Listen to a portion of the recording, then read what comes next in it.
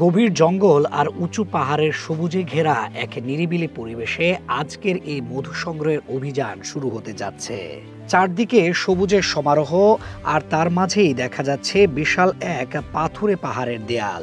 এই অভিযানের জন্য সবার আগে দরকারি সরঞ্জাম তৈরি করে নেওয়া হচ্ছে। এক শিকারী ঘাসের উপর বসে তার ধারালো ছুরি দিয়ে যত্ন করে বাঁশের মতো এক ধরনের লম্বা কাঠি চিরে নিচ্ছেন। এই কাঠি থেকেই বানানো হবে মধু সংগ্রহের বিশেষ এক যন্ত্র। অত্যন্ত দক্ষতার সাথে তিনি কাঠিটিকে চিরে পাতলা করে নিচ্ছেন, যেন মধু নামানোর সময় চাকের কোনো ক্ষতি না হয়। এরপর সেই চেরা কাঠিগুলোকে বাঁকিয়ে গোল একটা কাঠামোর মতো তৈরি করা হলো। তারপর দড়ি দিয়ে বেঁধে সেটিকে মজবুত করা হলো। এই গোল কাঠামোটি আসলে একটি সাদা পলিথিনের ব্যাগের মুখে লাগানো হবে, যাতে চাক কেটে ফেলার সাথে সাথে সোজা ব্যাগের ভেতরে এসে পড়ে। দুজন মিলে খুব সাবধানে সেই কাঠামোটিকে ব্যাগের সাথে জুড়ে দিচ্ছেন। অন্যদিকে শুকনো গাছের বাকল আর ডালপালা একসাথে করে একটি আটি বানানো হচ্ছে। এটি মৌমাছিদের থেকে নিজেদের বাঁচানোর জন্য ধোঁয়া তৈরির মশাল হিসেবে ব্যবহার করা হবে। শুকনো বাকলের আটিটিকে ভালোভাবে বেঁধে নেওয়া হচ্ছে, যাতে পাহাড়ে ঝুলে থাকার সময় ব্যবহার করতে সুবিধা হয়। অভিযানের জন্য যাত্রা শুরু করার আগে একজন তার নতুন প্লাস্টিকের জুতো পরে নিচ্ছেন। এই বিশেষ জুতোগুলো পাথুরে পাহাড়ে চলার জন্য বেশ উপযোগী। এরপর কাঁধে ব্যাগ ঝুলিয়ে মোটর বাইকে চড়ে তিনি গ্রামের মেঠো পথ ধরে এগিয়ে চললেন। আঁকাবাঁকা পাহাড়ি রাস্তা আর সবুজ বন জঙ্গলের ভেতর দিয়ে তার এই যাত্রা চলছে। রাস্তা বেশ এবড়ো খেবড়ো আর কাদামাখা, যা এই এলাকার দুর্গমতার কথাই মনে করিয়ে দেয়। গন্তব্যে পৌঁছানোর পর দলের বাকি সদস্যদের সাথে তিনি মিলিত হন।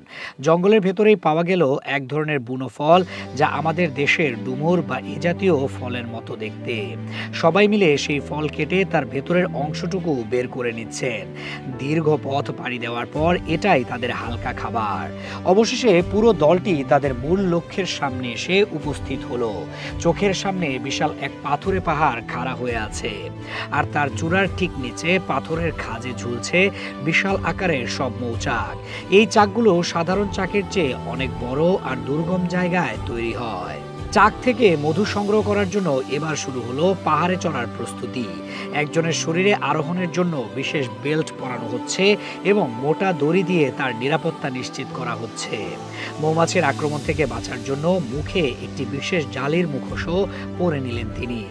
আগে থেকে বানিয়ে রাখা সেই মশালে আগুন ধরিয়ে দেওয়া হলো, যা থেকে তৈরি হওয়া ধোঁয়া মৌমাছিদের শান্ত রাখতে সাহায্য করবে।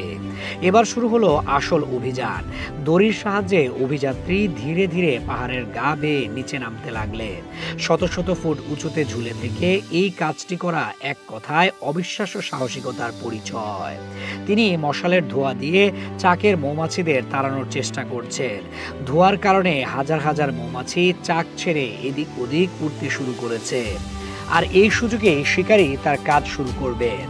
তিনি একটি লম্বা লাঠির মাথায় লাগানো সেই পলিথিনের ব্যাগটি চাকের নিচে ধরলেন। তারপর সাবধানে চাকের গোড়ার দিকে ছুরি চালালেন। একেবারে কাছ থেকে দেখলে বোঝা যায় কতটা ভয়ঙ্কর এই কাজ।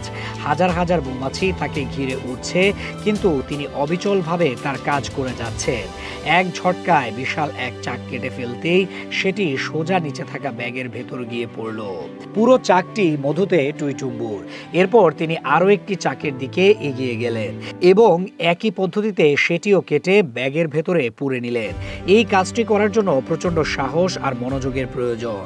বেশ কয়েকটি চাক থেকে মধু সংগ্রহের পর তার ব্যাগ প্রায় ভরে উঠেছে। এবার সাবধানে নিচে নামার পালা।